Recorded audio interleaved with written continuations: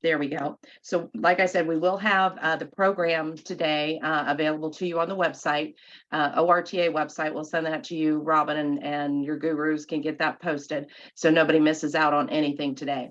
And I promise it'll be okay, Robin. There I am. Okay. Okay. And folks, just a reminder, we are in a listen only mode today. So if you do have a question, Jim and I will be taking turns monitoring those questions that you have. So feel free to put those in the chat or the Q&A. Just go ahead and type your answer in there. And like I said, today we will be doing a lot of giving you a lot of information. So if you do have a question, go ahead and post it there. And, just as a reminder, we want to protect your privacy and be considerate of that. So if it's a topic that or a question that is very specific to your situation, my suggestion would be to contact Jim or I and get a meeting scheduled so we can really help you work through that issue. And the easiest way to do that, you'll see here on the screen, there's a little QR code up there. You can just take your phone out, open up the camera mode, hover over that just like you do at the restaurant menus or maybe even at church services. You can hover over that, and then you can put in a request to set up a meeting with either Jim Kane or myself. So again, we do welcome everyone to our program today, and we are doing financial wellness, getting your house in order. We know that at the beginning of the year, a lot of folks will do, make resolutions and try to get organized. And, as you're going through your tax stuff, you're constantly reorganizing and looking at things. So we thought this would be the perfect opportunity to arm you with a lot of questions so you can really help to get your financial wellness and house in order. And for those of you, Jim, this is one of our largest programs that we've done in the past year. And so we do want to welcome everyone. And there may be folks out there that just aren't familiar with AMBA and the relationship that we have with our associations. So just to pause a moment, AMBA's actually been serving our associations for over 40 years. And I am saying AMBA, and I do apologize. I'm hoping I just have a sinus infection or an ear infection instead of COVID. And, Jim, what does that tell you about the state of things when you're hoping, for a sinus infection? So I do apologize if I sound a little funny this morning. My husband teased me. He said, "You sound like Rudolph on Rudolph the Red-Nosed Reindeer." So I do apologize about that. But AMBA is the Association Member Benefits Advisors, and we actually are endorsed by over 70 different associations throughout the United States. And here in Ohio, we're very honored and privileged to work not only with the Ohio Retired Teachers Association, but also the school employees, the police and fire retirees, and the public employee retirees. And a lot of times what we do is, to help provide information and solutions to problems that are affecting our retirees. And Jim Kane and I, Jim, I'll throw it to you in just a moment. He and I are the district managers here in Ohio. We pretty much split the state up. So we're here to help our retirees on a one-on-one level, or speak at chapter meetings, or whatever we can do to help your association grow. So Jim, tell us a little bit about yourself. Appreciate it, Bonnie. I've been with AMBA and working with ORTA for about 10 years, assisting members primarily with, Medicare assistance, their supplemental benefits, helping them understand, where there's gaps and pitfalls are with a lot of people that really just don't understand, present day Medicare. I'm a former nursing home administrator. I ran nursing homes, skilled and intermediate care. I ran home health agencies. So it lends itself very well to helping our retired educators with their benefits and kind of navigating what's otherwise a very foreign space to them. So again, if you have any questions about anything, well, even if it's about an aging or ailing parent or family member, and they're not affiliated with ORTA, feel free to reach out to Bonnie or I. And if you scan that little code or take our phone numbers down, which we'll also give you for the members that don't use their phones all the time. I'm not a big technology person, but we'll give you our phone numbers. But understand, it will be Bonnie or myself that will be reaching out to you. It won't be, somebody else you don't know, haven't seen, haven't heard of, or not recognize. It will be one of us personally reaching out or responding to your call. Thanks, Bonnie. Okay. And Jim is actually located in the Columbus, Ohio area, and I'm here in Southwest Ohio at Oxford, near Miami University. And I've been with AMBA for about 8 years, and my background is human resources, and also worked for Ohio State University Extension for about 14 years as a youth development educator. So walked in many of your shoes also. And, this whole program would not be possible without our relationship with the Ohio Retired Teachers Association. And we always like to pause and have our executive director, Robin Rayfield, give us a brief update about what's going on at ORTA and with some of the chapters out there. I know Robin and I spoke at the Greene County Retired Teachers meeting here just a couple months ago. So it's great to get out there and see the retirees. But Robin, what's going on with ORTA right now? Well, thanks, and thanks to AMBA for the relationship we have. Working with 80 different associations like ORTA across the country, AMBA becomes a very important source of information. And hey, here's what's going on in California. Here's what Texas or Georgia, Virginia is doing.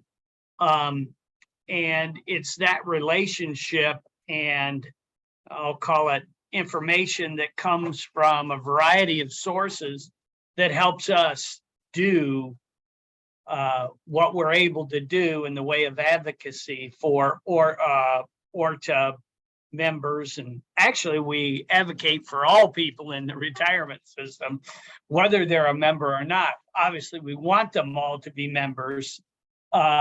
But we also understand that not everyone is a member.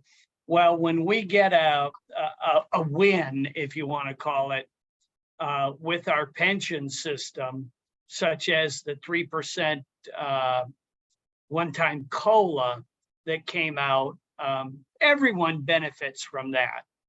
True enough, the 20,000 or so members were instrumental in creating that benefit enhancement, but it benefits everyone. We would just encourage those who are not members for the $2.50 a month that it costs to become an ORTA member, to join us and to receive the information and to be on the, I'll call it the fighting front line, the ground floor of any of our benefit enhancements. There's a lot taking place at ORTA. It's a very busy time. I'm going to go through a handful of things, and I know time is limited because people want to learn about their financial well-being. But first and foremost, most recently at the December meeting, ORTA will still be called ORTA, but we changed our name from the Ohio Retired Teachers Association, very small change, to the Ohio Retirement, so we changed retired to Retirement for Teachers Association. And the reason we changed that is certainly the retirees are feeling the brunt of a benefit reduction that it took place and started in 2012, but manifest itself very significantly in 2017 when COLA was removed from the benefit program, costing all of us thousands, tens of thousands of dollars over that 5-year period. Each person lost the equivalent of 15 times their one-time COLA. So if you were a person getting $40,000 a year in retirement benefit, your COLA was $1,200, $100 a month. Well, because of the compounding of that, each of us lost 15 times our COLA amount, which is pushing $16,000, $17,000 for that person making 40,000. Now, why did we change the name? We had a tremendous number of active teachers and even administrators, school nurses, guidance counselors, who thought that we only worked for teachers, classroom teachers. And that's not the case. We work on behalf of anyone in the STRS system. So that would include anybody who gets an STRS benefit, plus all of those people who are actively contributing. Many of our active colleagues said, well, you know, that's for me when I retire. And the discussion came out that, holy cow, as bad as it is for us, when you think of the active teacher who's paying more, working longer before they're eligible for retirement, and collecting less, they're getting it even worse than retirees. So that subtle change will still be known as ORTA, but it was a change so that we would be righteous with the state of Ohio and our 501c4 status. So that has been cleared by the state of Ohio Secretary of State. So now we're actually Ohio Retirement for Teachers Association Incorporated. So that's one big thing. Seems like a small thing, but it's big. We want to be welcoming to all members, active or retired, in the STRS system. The previously mentioned one-time COLA that people are getting as they come upon their anniversary of retirement. Many of our people got that COLA, that one-time elevation of their benefit in July, more yet in August, September, October, all through. My personal increase came in January.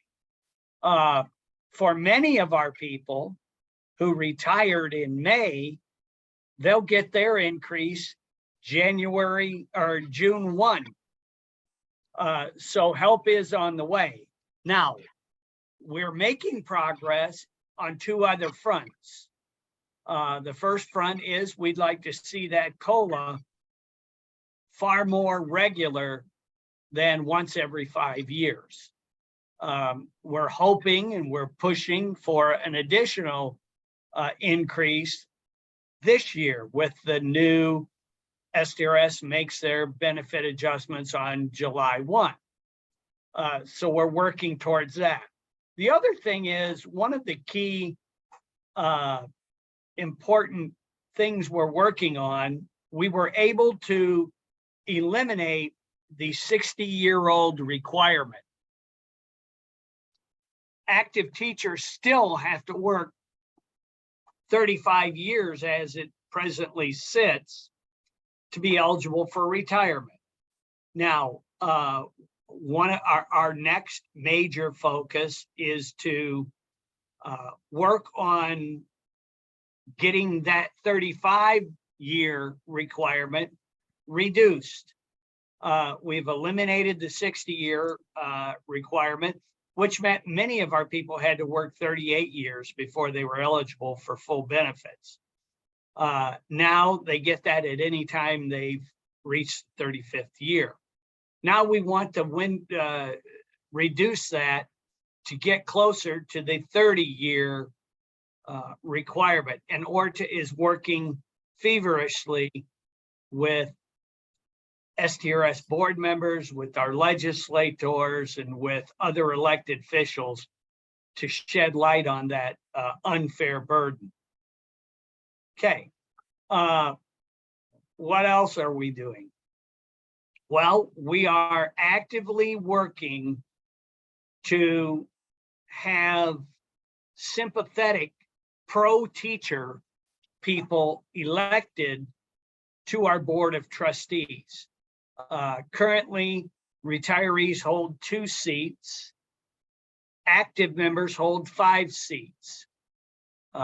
One of our long-term goals is to get that to 3 retiree seats with 4 active seats.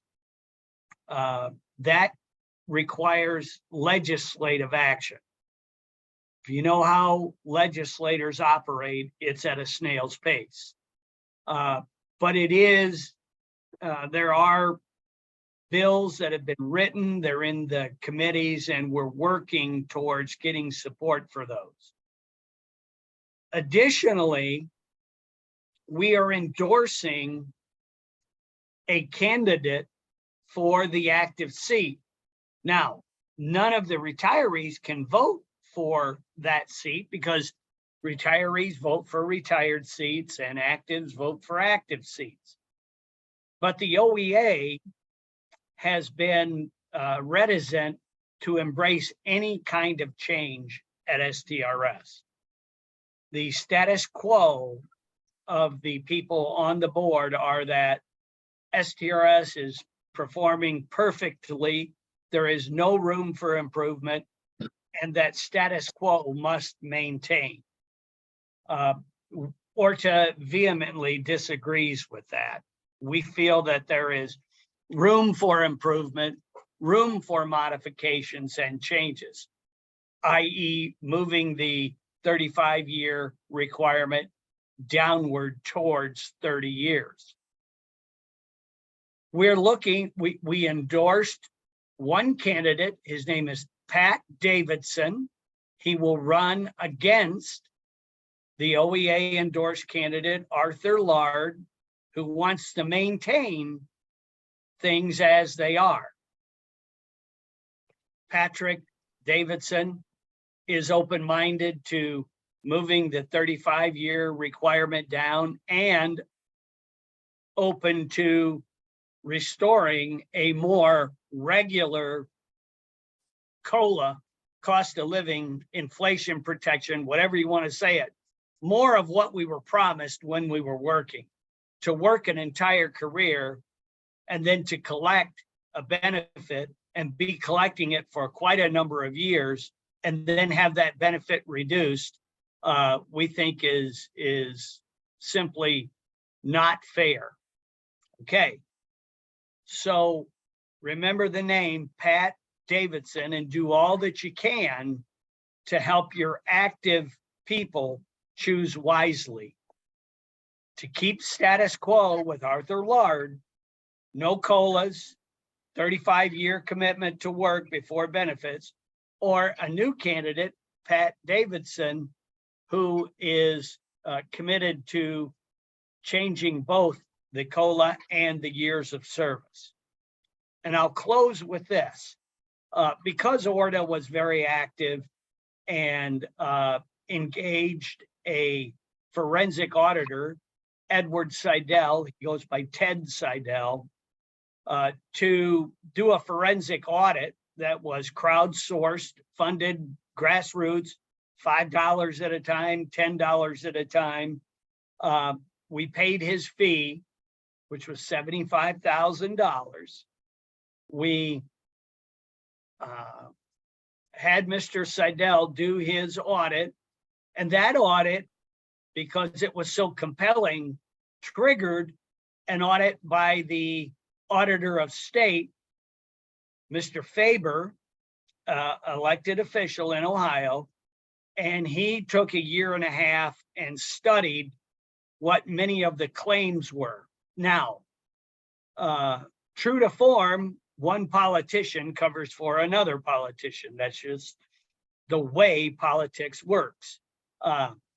Mr. Faber's report, 70 pages or so, indicated that STRS did not break any laws. No one's going to jail. And STRS says, oh, see, wonderful, we got a clean audit. That nothing could be further from the case. Every allegation that STRS was charged with in the forensic audit, that ORTA, the members only Facebook group, and the STRS Watchdogs Facebook group, every allegation that our three groups put forward in the forensic audit by Mr. Seidel were found to be credible. There is limited, you might say no transparency. People who worked their whole life contributed 28% of their money, 14 from the employer and 14 from themselves, put into the system. We're not allowed to know where our money is invested, how much is invested, what the fees are associated with those investments. Instead, STRS pays themselves bonuses that are unearned, documented in the auditor's report and in the forensic audit by Mr. Seidel. And Mr. Faber could not refute any of the charges. In fact, he agreed transparency was a problem. The bonus structure is a problem. People, meaning STRS management, uses accounting gimmicks to pay themselves exorbitant bonuses. They lost $5 billion last year and yet paid themselves the largest bonus ever received by investors. He also concurred with our charge that the members, STRS members, active and retired, would have been better off to have simply put their money in an index fund and not allowed STRS to make reckless, risky investments and lose billions of dollars. So even though the headline is nobody's going to jail, everything's fine at STRS, if you read the report, it's very critical of their practices and procedures. So, And Robin, will that report be on the ORTA website so our folks can at their leisure? That it already is. And if it's not, it certainly should be. And that's, I'm remiss for not having that posted. But it's widely available on the internet in both of the Facebook groups. So yes, it's on our Facebook page as well. Now,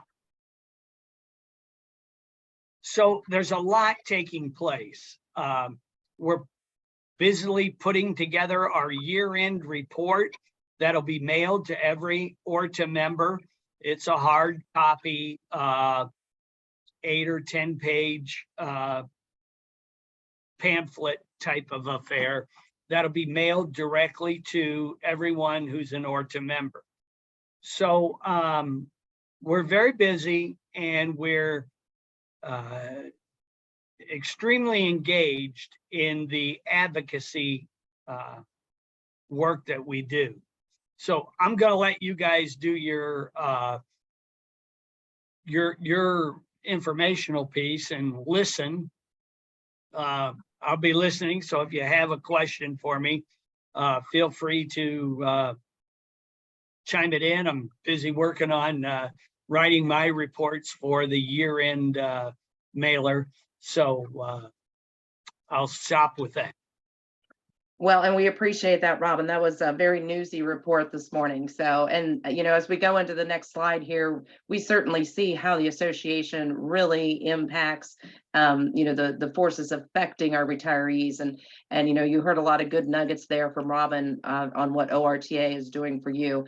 A lot of times when we explain the association to maybe someone who's not a member, we always say, ORTA is the folks that's there watching your back while you're enjoying your retirement.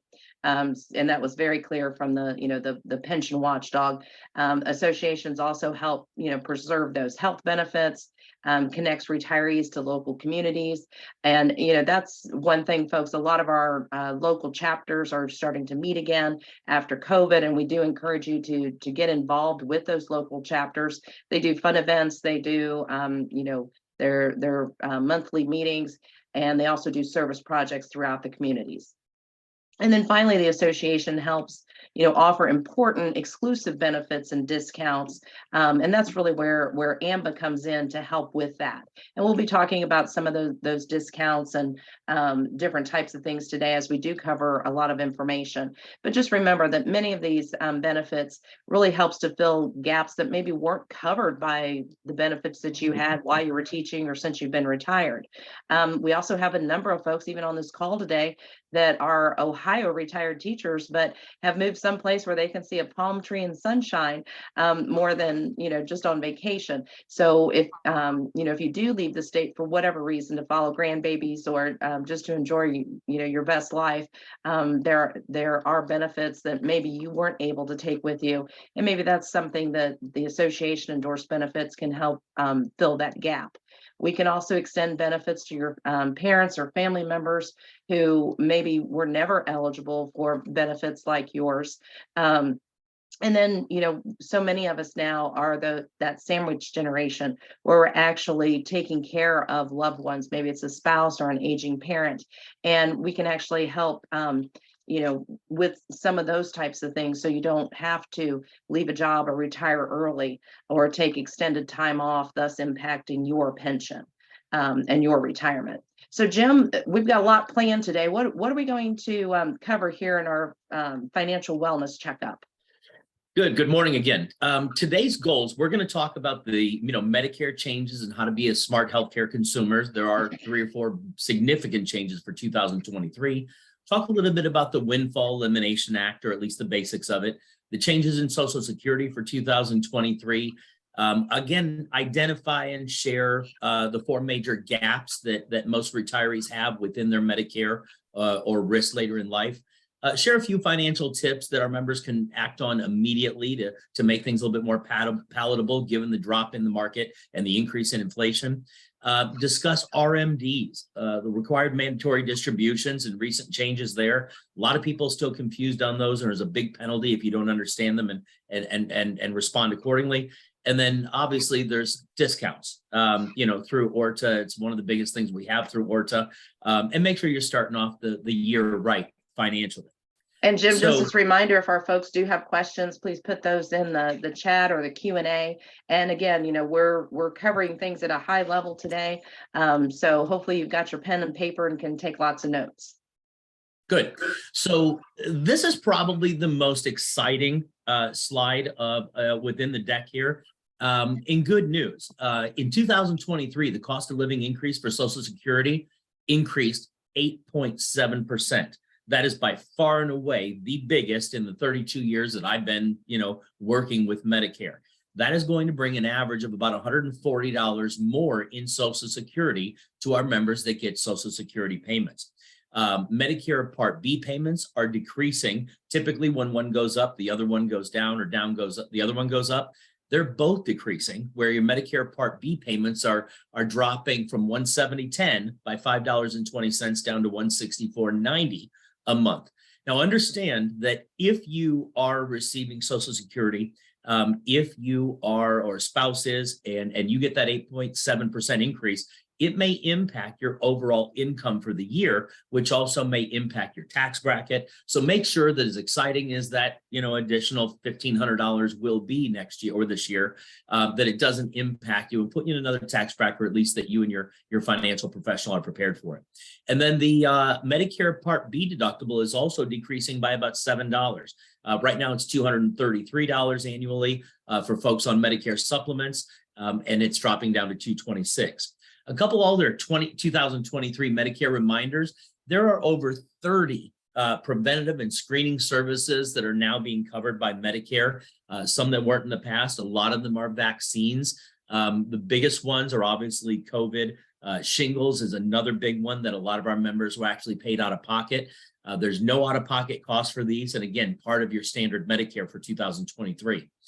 Another big one, we have a significant percentage of our retirees that are on insulin-dependent diabetic, whether it be it type 2 or type 1. There was not a major cap on insulin. I had members that were paying $1,200, $1,500, $1,600 a month for insulin, and it was putting them in the poorhouse, literally causing medical bankruptcy. This has been in the works for some time for the past administration or so, but insulin is officially being capped at $35 a month for Medicare recipients.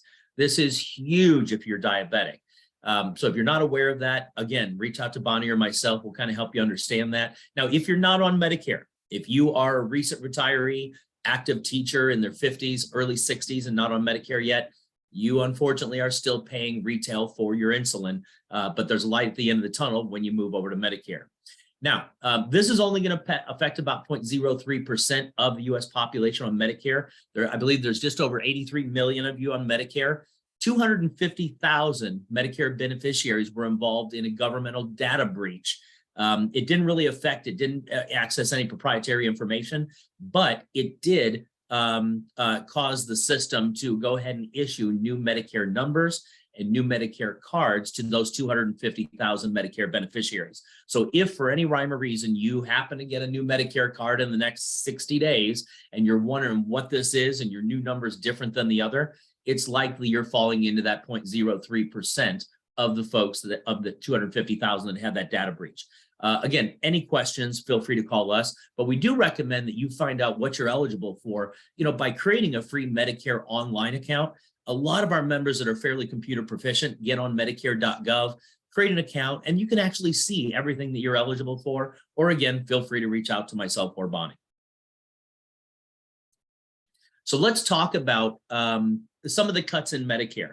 This graph is actually from the Congressional Budget Office. It was released in 2018 is when we got our first copy, but it was basically a graph that shows the cuts in Medicare between 2013 and 2022 in billions.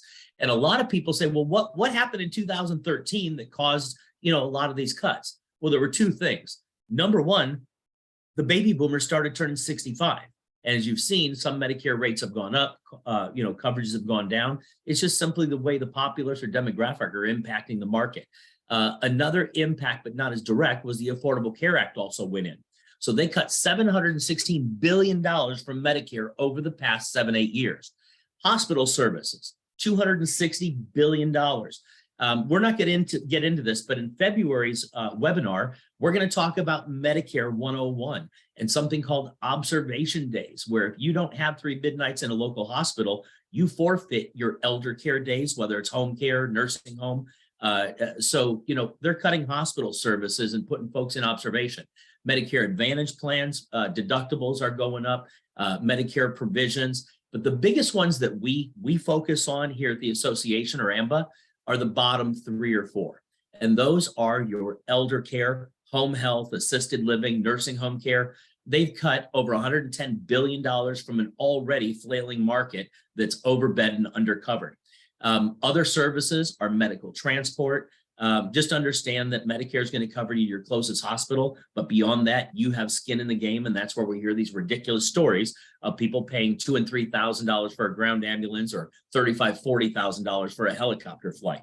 So understand that, unfortunately, there is another series of cuts, 2022 to 2030. They have actually been put on hold because of COVID and the impact of COVID on the financial market. But there are additional cuts. So we encourage you to kind of look at these and understand where your gaps are, or at least talk to one of us so you're prepared for them, especially our teachers that have wonderful pensions.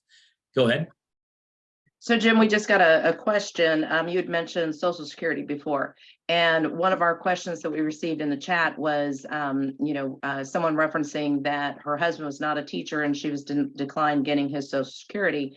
So how are other teachers receiving Social Security? Well, we have to remember that, everyone is a little bit different. Not everyone started out in teaching immediately out of college. Some folks did have a previous life before they went into the classroom. And, there are other states too that do not fall under what's called the windfall elimination provision. And that's one of the things that we wanted to cover today, because for many of our retirees, especially those just getting ready to retire, sometimes the WEP, as it's referred to, really kind of blindsides them. I'll never forget, a few years ago, I was at the Warren County Retired Teachers Getting Ready to Retire program. And there was a lady sitting there, and she was excited. She had a previous career, came to teaching, was teaching in the elementary school. And when this topic came up, she literally put her hands in her head in her hands and said, you mean I'm not going to get my full Social Security that she was planning on? So folks, if you are getting ready to retire, or if you have questions about, why your Social Security is reduced, I encourage you to contact the Social Security office so they can sit down with your calculations. But if you are getting ready to retire, there is a calculator, and that is the website that I have here. You can actually go there, put in your information, and it will tell you how much your Social Security payments, would be reduced. And just remember that, basically Ohio is one of a very small handful of states that are actually affected by this. Because what has happened is WEP is actually a formula that can reduce your Social Security, retirement, or disability benefits because you've paid into the state pension like Ohio is set up. And if you do collect a pension, the WEP could actually reduce your Social Security benefit by up to half of the amount of your pension. And folks, if you have specific questions on this, we have a worksheet, Jim and I can sit down with you, but also contact the Social Security office, make an appointment with them, because they would have all your numbers and everything that you can go through and just see, how much that will affect you. And just remember that all of your Ohio associations are fighting to get this changed. And Robin, I'm not sure if you're there and have anything to chime in on this, but just remember, really, one of the biggest questions we get is, can the windfall elimination reduce your Social Security to zero? And well, actually, by law, Social Security can't be eliminated entirely. They do have maximums set on that. And the maximum reduction for 2023 is $558. So, a lot of folks say, oh, I get a little bit. And I always say, well, at least, that's usually enough to set off offset the cost of your Medicare. So just remember, this only impacts 3% of our Social Security recipients, but your associations here in Ohio and the other handful of states that this affects, that 3% is, fighting to get that formula changed. It got close this past year, but ended up going back to committee. So more on that. And Robin, I'm sure we'll, have some of that information posted on the website too. So hopefully that answers your question. And also, just folks, if you are getting ready to retire and you have been paying into the system and had time in where you'd work for an employer that actually paid your Social Security, make sure you take that into account for your finances going forward into retirement. And another thing that could impact folks, perhaps you had a life-changing event and but you got a bill from Medicare that was, based on a higher tax bracket. So if you've had a life-changing event, like you got married or divorced, maybe your spouse died, maybe you were working a part-time job or a full-time job, even in your retirement, maybe your hours were reduced. Maybe you had a property that was in a tornado or a flood. You lost that property due to a disaster, or maybe your pension stopped for some reason. You can actually proactively file the SSA 44 Medicare Income Related Monthly Adjustment Amount and plead your case to see if you can't get the cost of your Medicare reduced. So again, that's the SSA 44 form. I've helped a few of our retirees out there file that. That is on the Social Security website also. So when we're talking about Medicare, medical insurance, the biggest thing is that we encourage folks to do, and when Jim and I sat down to do a benefits review, we always go over to make sure you know your plan. What is your copay? What is your deductible? What's your co-insurance amount? So, a lot of times people say, oh, I only have to pay $20 when I go to the doctor's office, or $15.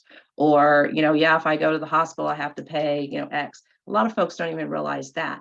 And then, the magic question is always, well, what is your maximum out of pocket? So when they add up all those little deductibles and co-pays and co-insurance amounts to get to that ceiling, and those are the things like the JJ Walkers and the Joe Namaths, never really talk about on their 30-second spot. It looks all great, but they never talk about the fact that those maximum out of pockets could be $1,500, $4,000, $7,500. So it's to be a truly good medical consumer, you do have to make sure that you know your plan. So understand what is covered by your insurance. Maybe you have some perks and incentives. Ask for pricing transparency. Robin talked about transparency before, but sometimes if you shop around for services, I've had retired teachers in Richmond, Indiana, actually drive to Tip City, Ohio to get an MRI because they figured out it was less expensive if they drove to Ohio to get that. So shop around for those services. We had one retiree, she was all excited. She had to get this scan. Her doctor had the machine in his office, but then she came to find out that Medicare had actually changed the rules that, they would only cover if that diagnostic on that machine was done in a hospital, not a doctor's office. So those are some of the kind of more bizarre things you get into, but ask for that transparency. Don't be afraid to ask the question, hey, what is this going to cost and what are my other options? And then, also make sure that you're not foregoing those preventative care services. And folks, we're going to get more into Medicare and the differences between Medicare supplements versus advantage plans and everything like that next month on our Teaching Tuesday. So information will be coming out on that. But in February, we will be doing Medicare 101 again. So if you have anybody with questions or getting ready to retire, and then just real briefly, and again, when Jim and I sit down to do benefits reviews with folks, we always go over whatever plan you're on. And many of you out there are on the STRS Aetna plan. So this is available on the STRS website. You probably got it in your packet of information here last fall. And you can see where I was talking about, in-network versus out-of-network. And remember, folks, many times you may go in for a procedure or a biopsy or something like that, and you've checked to make sure that your doctor and the hospital are in the network. But sometimes what we find, Jim, is the people reading those results may not be in your network. So folks, to be a good medical consumer, you have to ask questions. Now with the STRS Aetna plan, a couple things that I did want to point out, your maximum out of pocket on just the prescriptions, not the healthcare, but on the prescriptions, this year is $4,000. And some of the things that Jim talked about with the insulin and such, that's going to help that. Also know that with your Aetna plan, you do have the Silver Sneakers membership there. And then they also have a telemedicine, which you can schedule with a doctor, and they actually do waive that copay. So those are some of the new perks there with the STRS Aetna plan. But again, if you've got specific questions on this, make sure that you sit down with one of your AMBA reps. And then and Bonnie, just real quick, just to throw this out there, we have, some of our members absolutely, or retirees that are in other states. Some members that, are snowbirds and spend their time in other states, where the STRS Aetna plan is in network, is in Ohio. Anything out of Ohio is out of network. Understand that your Ohio Retirement of Teachers Association, the new title, it has a Medicare supplement option for our members. Now, the great deal is the STRS Aetna plan dropped in price, so it's a little bit more affordable. Still not the best deal for spouses. If you have a spouse, you may want to have them reach out if they're piggybacking on your plan. But just understand there are options out there, that don't have limitations, the networks, the co-pays, the Ohio as a base. That there are options through your ORTA. So if you are a snowbird, if you are, reside in another state, look at your options, price things out and see if there's a way that your ORTA can help you in that respect. But it was wonderful news that STRS, which I think is a result of again, the ORTA audit, has had a significant drop in the cost of its plan, which is good for everyone.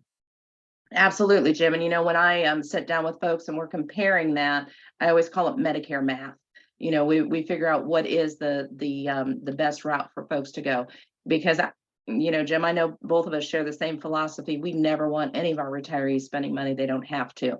And if it's just a matter of, us taking some time and walking you through how, asking the questions and doing the comparisons, that's what we do when we do our benefits reviews. So, Jim, I think Yeah, here we go. So here's the QR code again, folks, if you want to, get one of those scheduled. But Jim, when we talk about gaps in coverage, what are some of the things that our folks need to be asking and looking out for? Yeah, there are four major gaps in Medicare, and they are the primary reason for catastrophic medical loss and unfortunately medical bankruptcy in our retirement.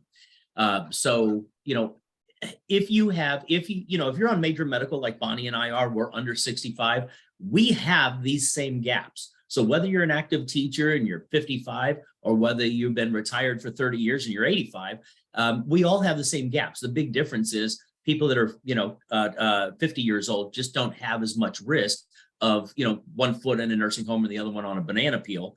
We've got a few years for that.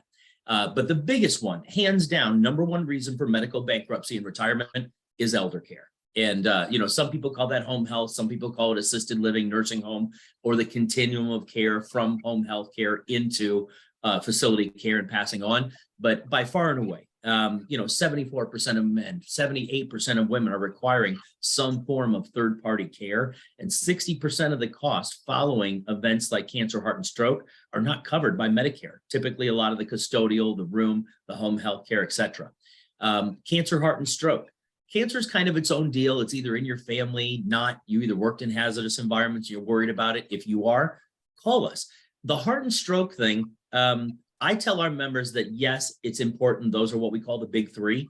But if you have elder care in place, that first circle, in my opinion, not everybody needs heart and stroke coverage as well, because if you deal with one of those, you have the systems in place for somebody to come to the home and take care of you, or somewhere to go to get that rehab until you can get back independent and home. Medical transport. We mentioned this earlier, but Medicare is going to cover you typically 100% to your closest hospital. Those on the Aetna PPO or any Advantage plan, you're going to have some skin in the game. It won't be catastrophic. A couple $100, for a local trip, maybe a couple $1,000 if it's not local. But if they fly you, if it's a secondary, tertiary trip, anything advanced life support, that's where you hear ridiculous stories of our retirees getting $3,000 and $4,000 bills for ground ambulance, or $30,000, $40,000 if they put them in a helicopter. So again, ORTA has negotiated plans that are deeply discounted. I mean, this 45% discounted compared to retail for our retired teachers and members. And then final expenses. This is the one that shocks people. They don't realize that if they didn't have something in place that, to put a spouse or a loved one to rest, is $12,000 to $15,000 on the conservative side. So, your association also has final expense that when you deal with an event, it doesn't impact your surviving spouse, your estate, your children financially from a caregiving perspective. And Jim, it's interesting you say financially, because, if we look at financially healthy actions, many times folks say, oh, well, I have a budget. So, and that's great. That's probably the first step to, having a good, healthy financial action. But there's really, a few things we need to look at, obviously spending. We can't exactly call Columbus and say, hey, I'm running a little short this month. Could you go ahead and slip a little bit more of my pension? So we do need to look at our spending, planning and organizing, look at different ways, can we save and not be penny smart and pound foolish, I think is a saying, looking at the insurance. And then, how do we protect our nest egg? And three of the big budget items, obviously, that we look at, it comes to housing, transportation, and food. And those three items, statistically, an average American, it spends about $37,000 per year, or about, maybe over half of the average household income on those three big items. And one thing that we're seeing is, some retirees are actually still paying a mortgage on their house. And we all know, what's been going on with the housing market. So what we wanted to do today, and again, folks, hopefully you're taking notes, but if you do have questions, go ahead and put those in the chat or the Q&A. Let's look at, maybe some tips or questions to ask in each one of these three areas. So first of all, when we look at housing, one of the things is downsizing. And, a lot of folks say, oh, I'm going to sell my place and, move into something smaller. Some things to look at, of course, we know the housing market has just gone crazy. Interest rates, mortgage rates are, a little bit crazy too, but that might be a place, if you do have a mortgage still, instead of having that adjustable rate mortgage, go ahead and lock that in. Then there's something called housing hack or house hacking. And I thought this was sort of interesting. Many of folks are actually taking their house and turning it into an Airbnb on certain weekends, or throughout the summer if you have a second property. Now, for some of you folks, that may not be real suitable, but that there are retirees out there where they've maybe taken on a roommate to help pay, offset some of those expenses. Maybe it's even a grandchild. And one of the things that Jim's going to talk about here in a few minutes is boomerang kids. Now, just because your kids might be coming back to live with you, they're not 12 years old anymore, folks. They can probably pay some, buy some groceries, help, with utilities, or maybe even, pay some rent. They are adults, so, you can have that adult conversation with them to help with your housing expense. And then there's, Hey, Bonnie. things. Yeah, go ahead. One other thing that I'll throw out, a lot of our members, kind of cringe when you say a roommate or anything else using my house as an Airbnb. You got to be pretty hard up to want to do that. But I have a lot of members that I went to their homes and they have these huge outbuildings and or garages that, because of their widowed, they don't have the vehicles or the equipment in there they had before. If you need a couple dollars, you can get $50 to $100 a month for somebody to store their car, RV, boat, anything. I mean, if you have, an outbuilding on your property and it's accessible, I mean, it's another house hack that is probably the most simple but lucrative that we have if you happen to have an outbuilding on your property. Just ways to save people money that you might not have thought about, but using that same kind of Airbnb method, but just for, the space in your property you're not using. Even if it's for somebody's storage, it doesn't have to be a vehicle. But just a great idea to put money in your pocket for unused space. Oh, absolutely. And, sometimes, there's a lot of YouTube videos right now, Jim. So when we do need to do some repairs around the house, we might be able to save some money on with the DIY also. Then the next thing that we come to is the vehicle expense. And, right now, I don't know if anybody's looked at buying a new vehicle. The car lots are pretty empty. So there's a huge demand for used vehicles. So perhaps if you have an extra vehicle, they're sitting in your garage or, something that, you could probably live without, you might be able to cash in on that used vehicle market. To make some money that way. The other thing is, perhaps you're not driving as much, and we're going to talk about here in just a second. If you're not driving as much, how can that impact you maybe on the auto insurance side? And then finally, when we talk about meals, the passport to savings that our members get, there's a lot of discounts and benefits out there on that for meal prep, or even, save some money dining out. So as we look at insurance checkpoints, some reminders to think about on, when is the best time to look at your property insurance is really, either now at the beginning of the year or when it's set to renew.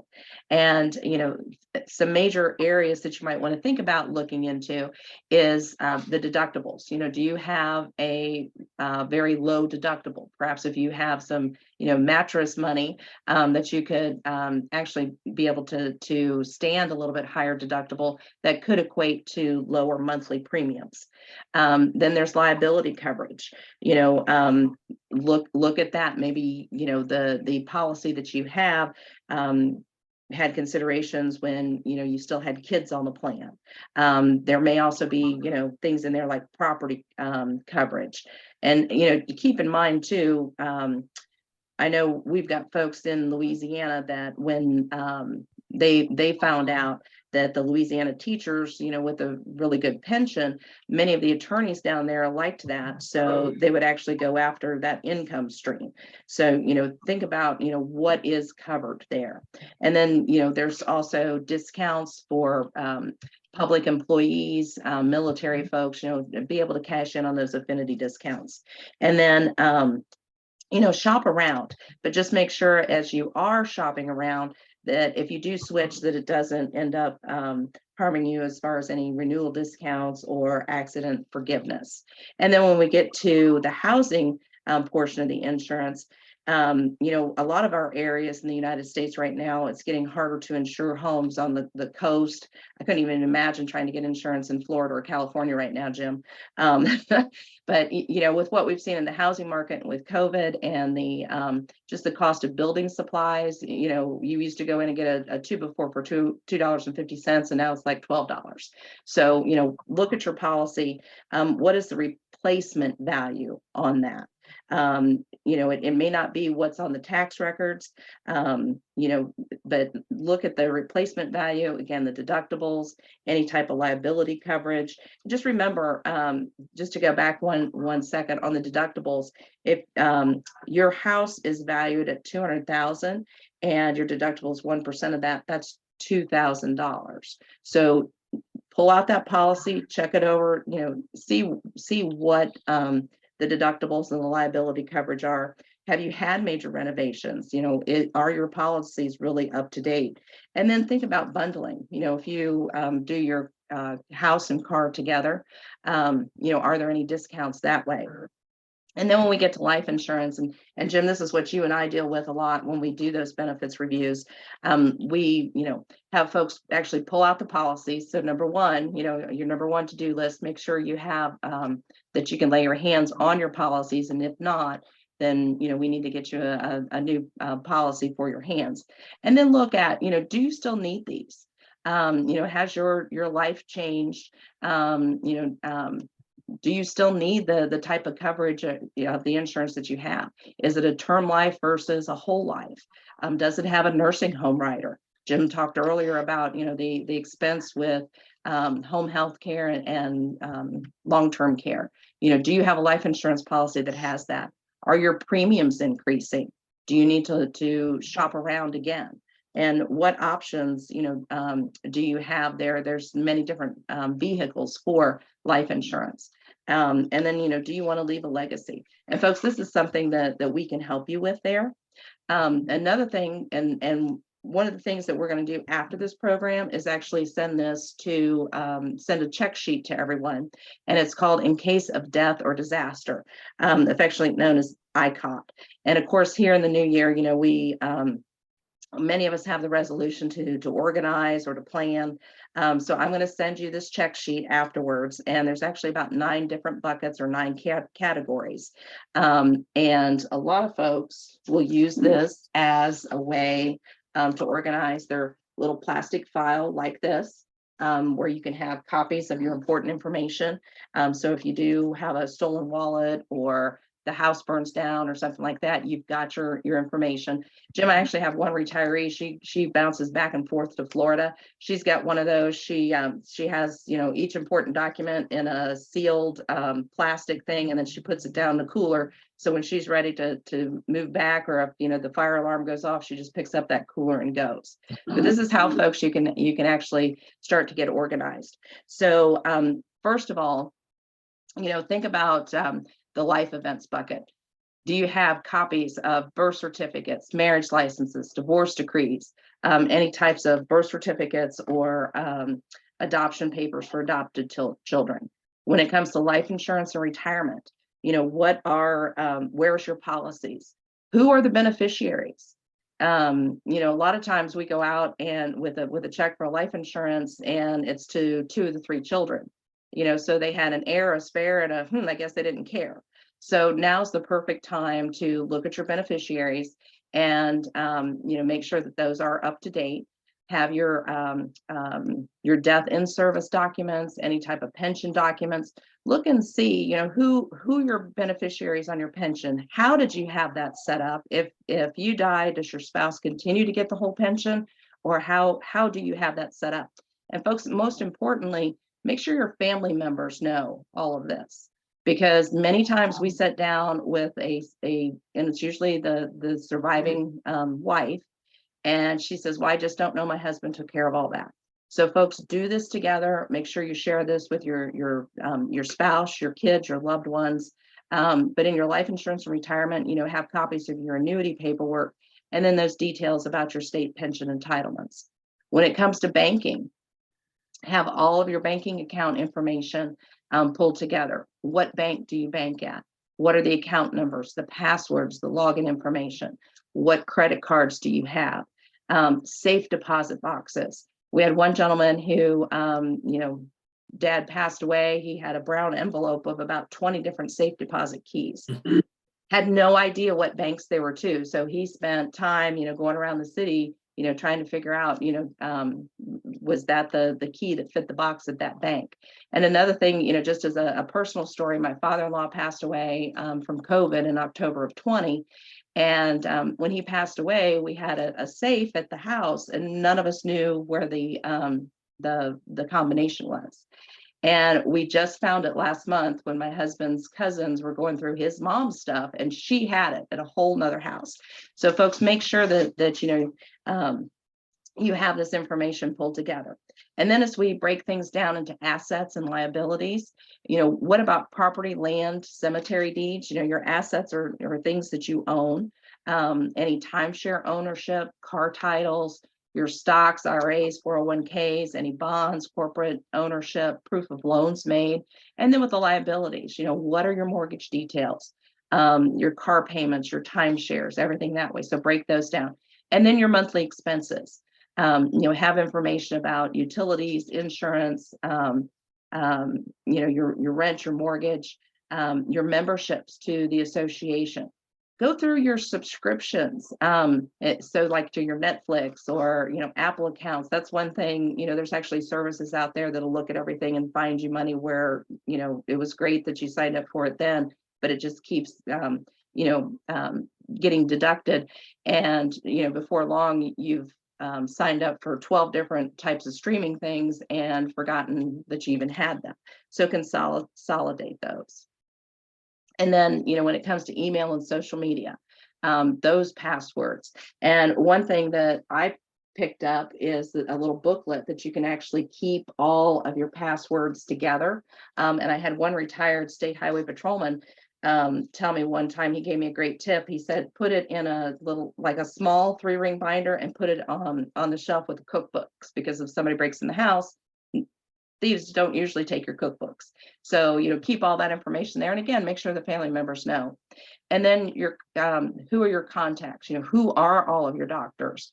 Who's your AMBA representative? Who's your person that you work with? Your lawyers, your ministers, your financial advisors, who's the accountant, who's the insurance broker.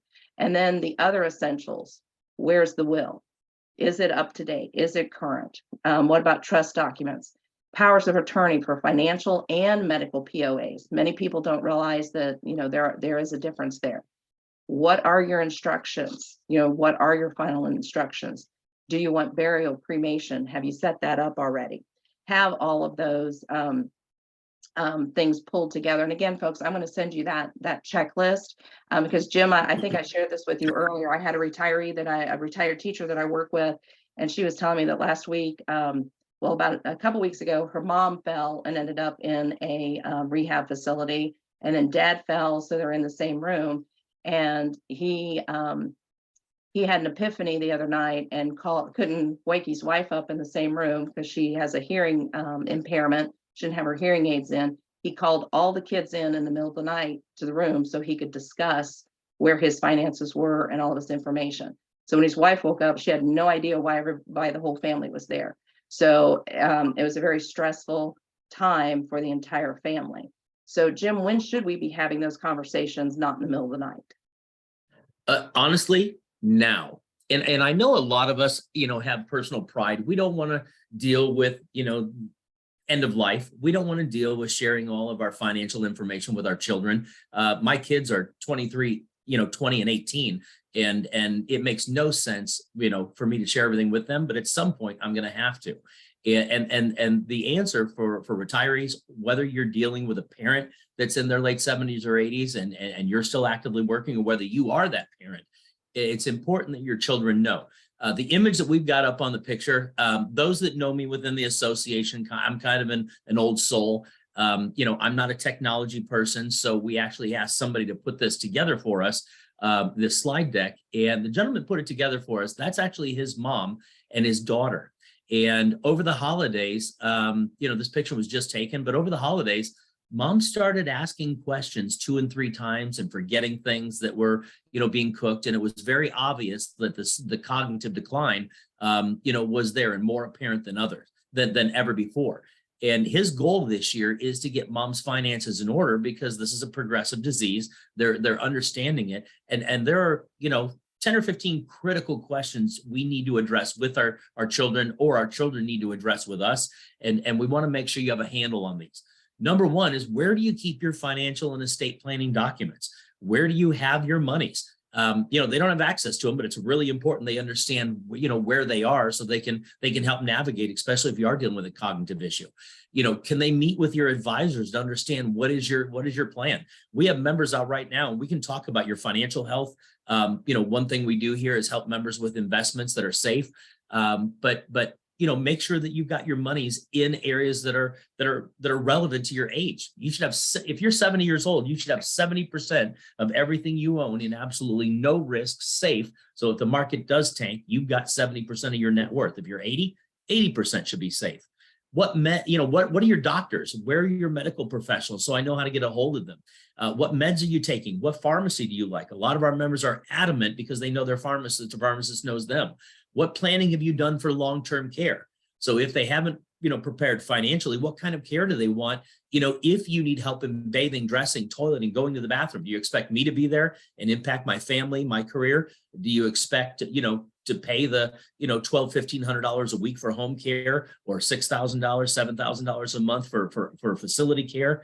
Do you want to stay at home? Do you want to move closer to family? Do you want to be in a retirement village where you've got, support systems and peers? Or do you want to, go it alone? What are your wishes for end of life care, funeral plans, expenses? And if you face a medical crisis, what kind of treatment do you want, mom? What kind of treatment do you want, dad? All of these things that you really don't think about. I mean, take your camera and take a picture of this slide. But I mean, it is critical that as a late in your life retiree, your children know this, or if you are the child and your parents are in their late 70s, late 80s, early 90s, information you need to know. Now, there are 5 major threats to our nest egg. Number one is taking care of elderly parents. The baby boomers are living until 90 plus years old. Taking care of elderly parents is expensive. It's consuming. It affects the family, your children, your career if you're still working.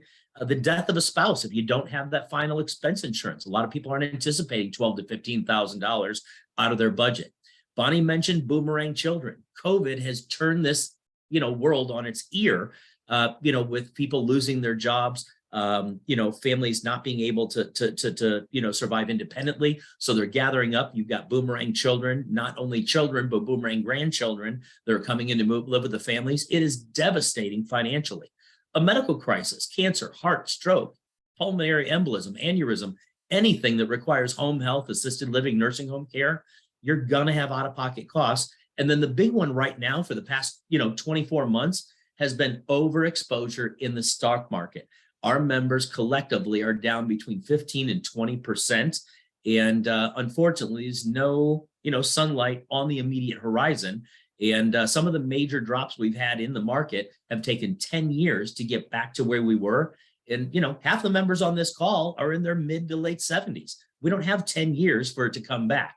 So let's talk a little bit about overexposure to the stock market. Taking a hit to your retirement savings when you can't afford it or don't have time to make it up will crush you. You take an example of, look on the left-hand side. I know it's tiny, but that is actually the drop, the market crash or crush in 2008. If you look at that graph from where it started to where it tanked and where it regained that same level of performance, it was 8 to 10 years before we made that money back. Now we've gone through basically 13, 14 years of incredible growth. And now the last year has, kind of tanked again. We're down that 15 to 20%. So can you afford another 2008 with a 48% drop in your income? The stock market's down, like I said, 20% ish. CD rates are ridiculous. You're better off putting the money in your mattress or in your closet because you can't access it with a CD. It's given, just over 1%. But with inflation, I mean, you look at those figures of how inflation is impacting us, plus the downturn. It's kind of a double whammy. And, we just want to make sure that you have your ducks in a row and that your monies are safe. And that if this market drop continues, that we stop the bleeding, or you stop the bleeding, and look at different avenues. And a lot of our members, financial advisors, financial planners, investment professionals, they are not picking up the phone and calling our retirees right now because it's not good news. Their argument or their recommendation is just hang in there, it'll come back.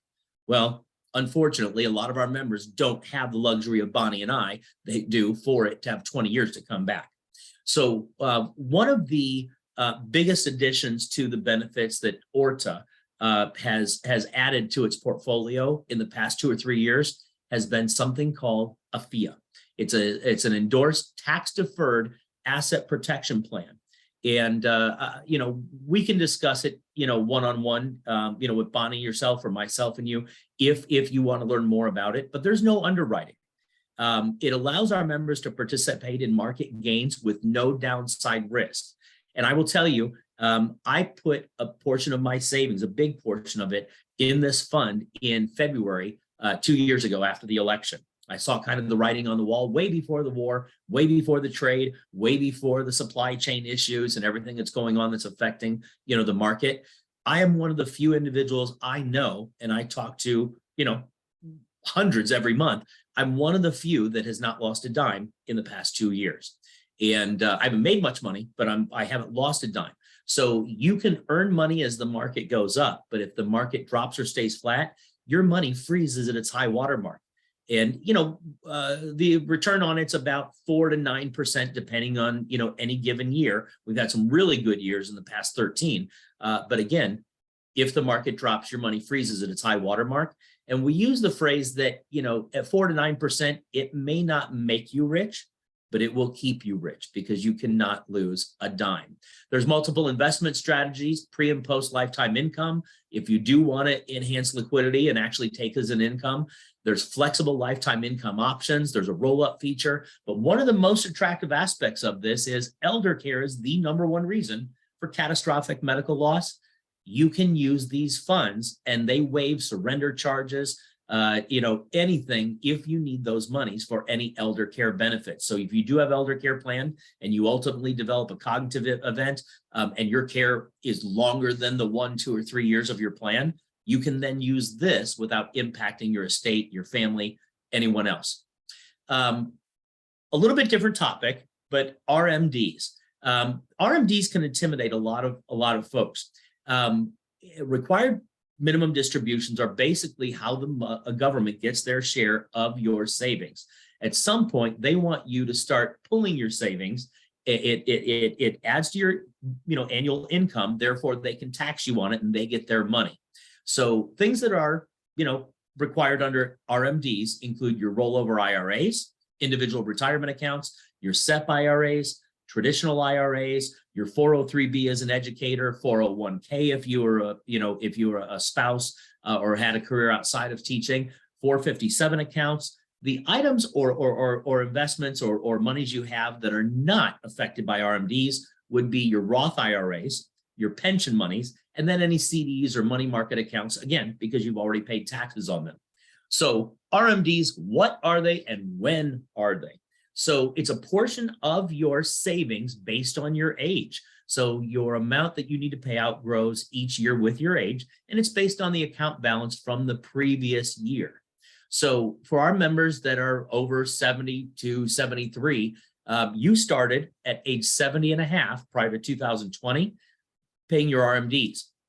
Then COVID, the impact of COVID hit, and the government said, you know what, we're going to let everybody keep their money another year and a half, and we're going to prolong this. So as of 2020, it was 72, you had to begin taking your RMDs. In 2023, effective, 3 weeks ago, it's now age 73 as part of the Secure 2.0 Act. And again, people are living longer, working longer. They're giving us a little bit more time before they're requiring us to take their portion. In the next 10 years, it will actually evolve by 2030, I believe, the next 7 years, it will evolve to 74 and then ultimately, 74 and then ultimately 75. But you're going to take your first RMD by April 1st of the year after you turn 73. And that first, deposit, if you will, or payment must be made by December 31st in those subsequent years. And again, if you have any questions, feel free to, reach out. But things you're going to want to watch out for, or things to consider, these pitfalls, there's a 25% tax penalty. If you owe $4,000 and you don't pay that $4,000, it was 50%. It just changed January 1st, but you'd have paid $2,000. You're still going to get a tax penalty of $1,000 if you miss it. So just make sure you don't miss it. You can determine where you take those IRA RMDs from. If you have one fund that's performing incredibly well, and then one form that's tanking because what the market's doing, you can take out of the one that's tanking and keep the one that's performing. You can decide whether you want your drafts taken automatically drafted on a monthly or annual basis. Do you want taxes taken out or not? Don't always rely on your fund managers, your tax person to do your RMDs. Most of them will have the conversation with you and let you know what they are, but they're not responsible or accountable for that. You are. So just make sure that you've got your ducks in a row and you understand them. You don't have to take it out in cash. And I'll kind of go into where our members spend them. But if you don't need the cash, there's plenty of ways where you can, reinvest that money. And then obviously there's also some other options where you can save up to about 20% on your RMDs if you have a significantly younger spouse. I recently dealt with another member that was remarried and taking advantage of that benefit. Bonnie, the next slide talks about, what if I don't need them? What if I don't need my RMDs? Well, number one, we recommend our members take those monies out and put it toward their long-term care plan. Again, 74% of women, 78% of men are living into their 90s and going to require some form of third-party care. Oh, I'm sorry, let me back that up. About 30% of men, 30% of women, 20% of men will live into their 90s, but 74% of men, 78% of women will require some form of care. Look for life insurance policies, to fund an inheritance for your kids or grandkids. You can convert those monies to an Roth IRA and pay the taxes in 2023. Now listen to this. I'm not a tax professional, and everything we say is a general statement. I'm going to recommend that you obviously talk to your tax professional, about anything specific to you. These are general blanket statements. But by converting your monies to a Roth IRA and paying the taxes in 2023, there are some big changes coming in 24 where you will never pay taxes on those monies again. And I don't have the exact verbiage, but I know it's something that's very exciting, and we'll be covering those in our future webinars.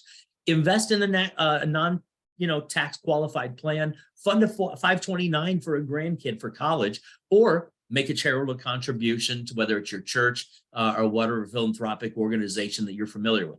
But if you don't need those monies immediately, we recommend looking into the long-term care aspect and buttoning up that risk for yourself and your family.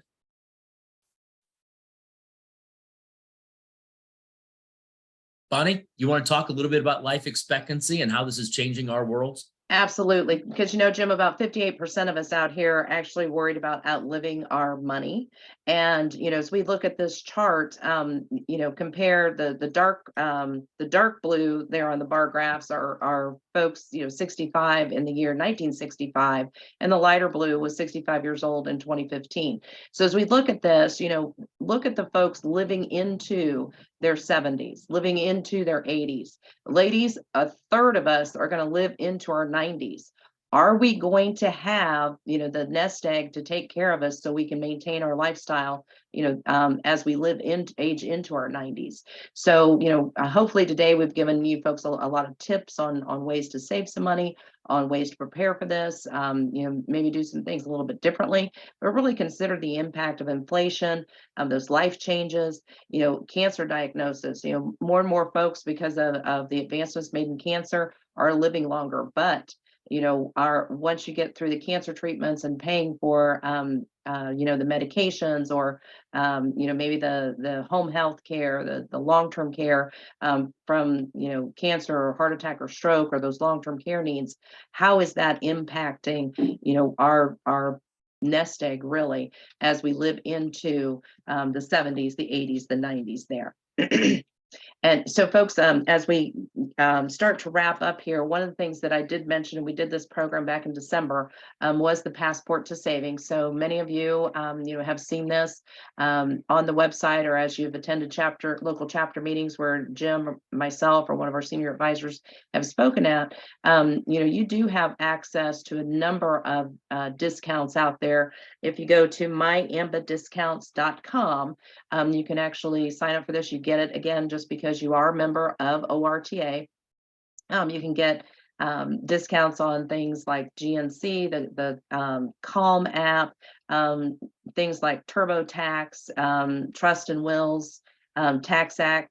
And another thing that I mentioned earlier in the program today, they have a number of discounts for restaurants and meal prep packages. Even if you needed to make large purchases, there's a Whirlpool discount right now, where you can save significantly on things like if your refrigerator goes out there in your house, you can save a lot of money that way.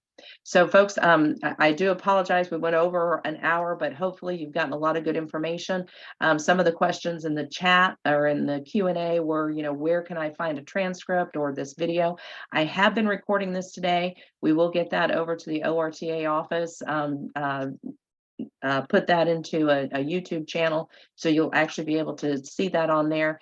And again, the biggest thing is, have you had a sit down with one of your AMBA reps lately to go over these things, to really do that benefits checkup, to answer your specific questions? And again, take out your phone, put it in the camera mode, hover over that QR code there, and you can actually put in a request where Jim or I will contact you, to get that set up, so we can answer all of your personal questions. And do that benefits review. And if you're more of a, not so much in the QR code, you can always email either Jim or myself. I'm bonnie.norris@amba.info, and he's jim.kane@amba.info. But we're more than happy to sit down, go through these things, and make sure we answer your questions. Because again, we never want one of our retirees to say, oh my gosh, I wish I would have known that. And we certainly don't want you spending money, that you don't have to. And we do invite you to join us next month. Like I said, we will be doing a Medicare 101 webinar, and it will be the third Tuesday of February. I believe it's the 21st. Same time, same channel, but we'll be sending that information out where you can actually sign up for that. And so, Hey, folks, Bonnie. yeah, go ahead. Real quick, I know we understand some people aren't as PC savvy. If you're on here, you probably are, but let us also give you our direct dials. Again, it will be either myself or Bonnie. If you're in the southern portion of the state, it's likely going to be Bonnie. If you're in the northern hemisphere, it's going to be me. But my direct dial, should you want to call and just set up a time, leave me a voicemail, it's 614-946-4868. And Bonnie's number, oops, hold on a minute, Is 937. Yeah, there you go. 533-1446. So, folks, we do appreciate you joining us today, and we look forward to seeing you either at your chapter meetings or, through a Zoom or a sit down at your kitchen table event. So hopefully this has been helpful. And again, I will be emailing that ICOD, the in case of death or disaster, out to each of you who have participated today. And, again, please, take some time to have Jim and I sit down with you to go through these things so we can answer your questions. All right. Thank you. Everybody stay warm and look for the sunshine. Best of health, guys. Bye-bye now.